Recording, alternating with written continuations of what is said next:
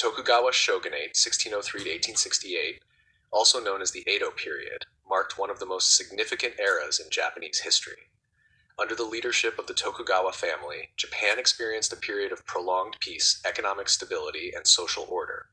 However, this stability was achieved through a rigid feudal system and centralized military rule.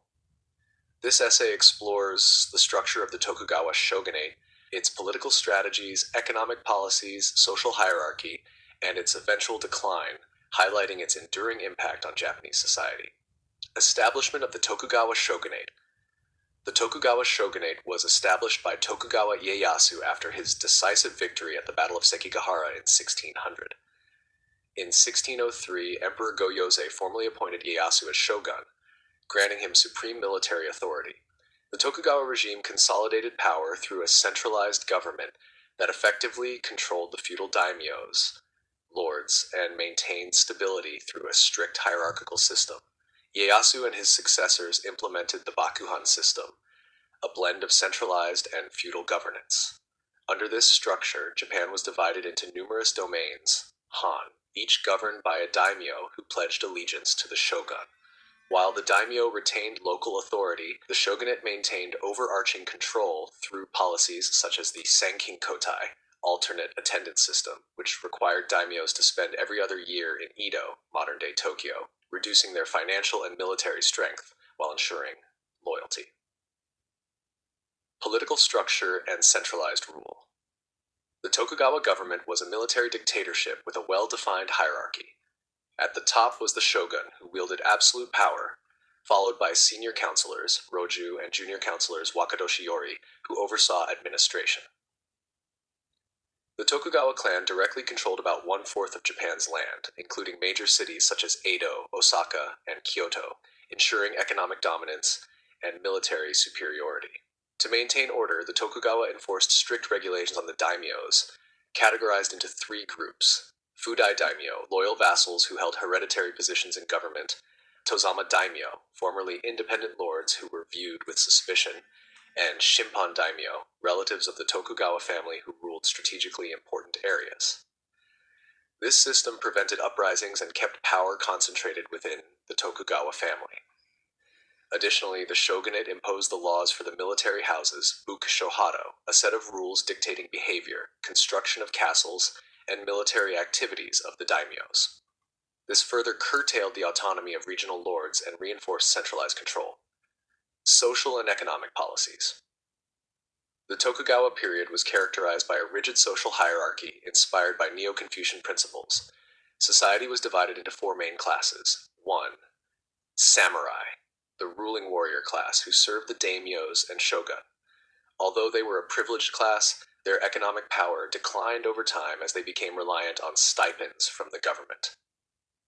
2. Peasants, the majority of the population responsible for agricultural production. While they were considered vital to the economy, they were burdened with heavy taxes. 3. Artisans, craftsmen who produced goods but were ranked below peasants due to their lack of direct contribution to food production.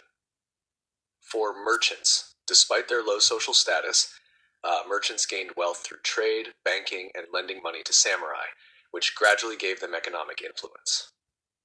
The Tokugawa shogunate implemented policies to regulate the economy and prevent social mobility. The government encouraged agricultural production, restricted foreign trade to the port of Nagasaki, where only the Dutch and Chinese were allowed limited access, and maintained a silver and gold-based currency system. Edo became a flourishing economic and cultural center due to stable governance and urbanization. However, the rigid class system and the economic disparity between samurai and merchants led to growing dissatisfaction. Many samurai faced financial difficulties, while wealthy merchants, despite their economic power, were socially marginalized. Isolationist policies and foreign relations. One of the most defining characteristics of the Tokugawa shogunate was its policy of saku, closed country. Implemented in the 1630s under Tokugawa Iemitsu, sakoku aimed to prevent foreign influence, particularly from European missionaries and traders. The shogunate feared that Christianity could undermine their authority and that European colonization posed a threat to Japanese sovereignty. All foreign trade was confined to specific locations such as Dejima Island in Nagasaki, where Dutch and Chinese merchants were allowed limited interaction. Japanese citizens were forbidden from traveling abroad, and those who did faced execution upon return. While this policy isolated Japan from Western advancements, it also protected the country from external conflicts and colonial domination. Despite its isolation, Japan experienced significant economic and cultural development. The Edo period saw the rise of ukiyo-e, woodblock prints, kabuki theater, haiku poetry, and advancements in education and literacy. The stability provided by the Tokugawa rule allowed for the flourishing of arts and intellectual pursuits. Decline and fall of the Tokugawa Shogunate. By the 19th century, the Tokugawa Shogunate faced numerous internal and external challenges. The economic system began to falter due to growing financial strains on the government, rising inflation, and increased peasant revolts due to heavy taxation and food shortages. The rigid class structure also led to frustration among the lower classes and unemployed samurai. Externally, the arrival of Western powers in the mid-19th century significantly weakened the shogunate. In 1853, Commodore Matthew Perry of the United States arrived in Japan with a fleet of warships, demanding the opening of Japanese ports to foreign trade.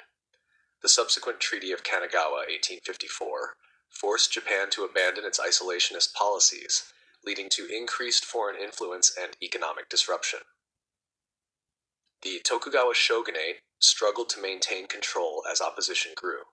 The dissatisfaction among the daimyos and samurai led to the Meiji Restoration of 1868, during which Emperor Meiji was restored to power.